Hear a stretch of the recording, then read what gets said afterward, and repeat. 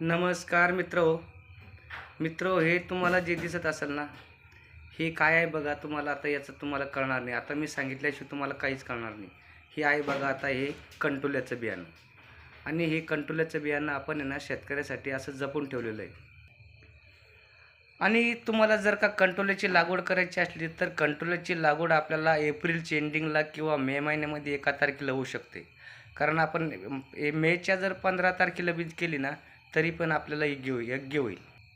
आणि शेतकरी बांधवांचे बरेचसे मला कमेंट होत्या की अ, भाऊ आमच्याकडं जर कंदाची लागवड केली तर चांगली होईल का. तर काय असतं, जिथं जिथं कंदाचं साठा आहे ना, तिथली जाहिरात होती.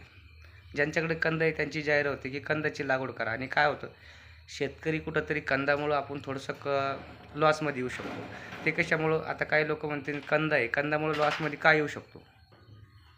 आपण जर ज्यावेळेसला कंद काढतो जमिनीतून आणि कोणीही शेतकरी तुम्हाला जर कंद देत असेल तर तो 100 रुपये किलोने देईल. आणि काढते वेळेस तो आहे ना, तो व्यवस्थित काढणार नाही. किती बी व्यवस्थित काढला ना, तरी तो कंद व्यवस्थित निघत नाही. आणि काय होतं त्याच्यामध्ये आपल्याला जी अन्न घेणारी मुळी असते कंदाची, ती तुटली जाते. आणि ती जर तुटली आणि परत आपण काय होतं जमिनीमध्ये टाकून देतो. जमिनीमध्ये टाकली की तिथं काय होतं, बुरशी लागून त्याला सडवा लागतो. ते फक्त आपल्याला 1-2, जास्तीत जास्त 1-2 तोडा होतो. लगेच त्यांची वाळायला सुरुवात होऊन जाते, कारण त्याला बुरशी लागून सडवा लागतो.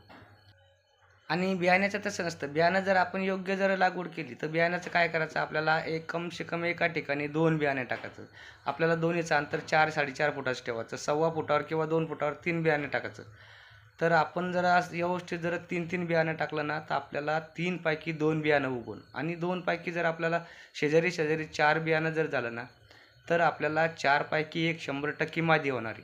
नंतर आपल्याला काय करायचं आहे, त्याच्यातलं नराचं प्रमाण थोडं कमी करून टाकायचं. 25% कमी करून टाकलं की परत काय होईल, आपल्याला जेवढी मादीला जागा मोकळी लागते तेवढी आपल्याला मादीसाठी जागा मोकळी होऊन जाईल.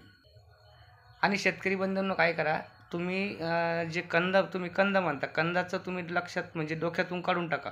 कारण काय होतं, कंदाची शेती आणि बियाण्याची शेती, हालाकी तुम्हाला बियाणं महाग वाटत असेल, पण कंद पण एवढं महाग लागतात ना. कम से कम आपल्याला 100 रुपये किलो कंद कोणी पण देईल. आणि तो पण 2-2 किलोचा.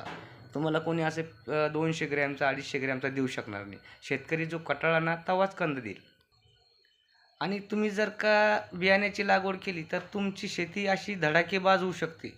आणि कंदाची जर केली ना, तर तुमचा खर्च पूर्णपूर वाया जाणार आहे.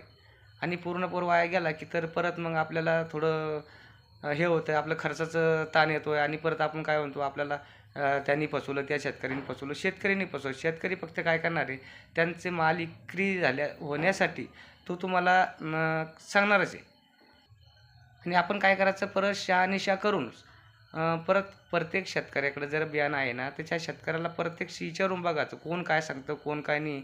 आणि परत एक हे, माझ्यासारखा शेतकरी तुम्हाला कोणीही सांगणार नाही. कारण माझा शेतकरी म्हणजे मला एक म्हणायचं आहे, शेतकरी हा कुठंतरी फसला गेला नाही पाहिजेत, याच्यासाठी मी कोणाला शेतकरी नाही.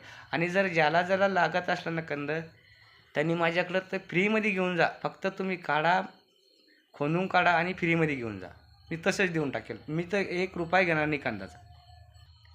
तुम्हाला जर कण लागले ना, तुम्ही काढा आणि घेऊन जा. मला 1 रुपया देऊ नका, तुम्ही फ्रीमध्ये घेऊन जा. आणि फक्त काय करा, थोडंसं मी सांगतो आहे ना, माझ्या थोडंसं बोलण्यावर लक्ष ठेवा. कारण मी तुम्हाला फसवणार नाही.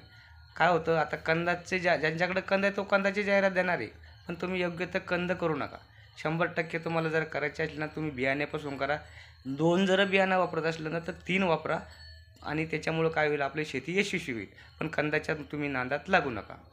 मित्रहो, तुम्हाला जर व्हिडिओ आवडलाच शेअर करा, मित्रापर्यंत पोहोचवा, सबस्क्राईब करा, शेअर करा आणि लाईक करा.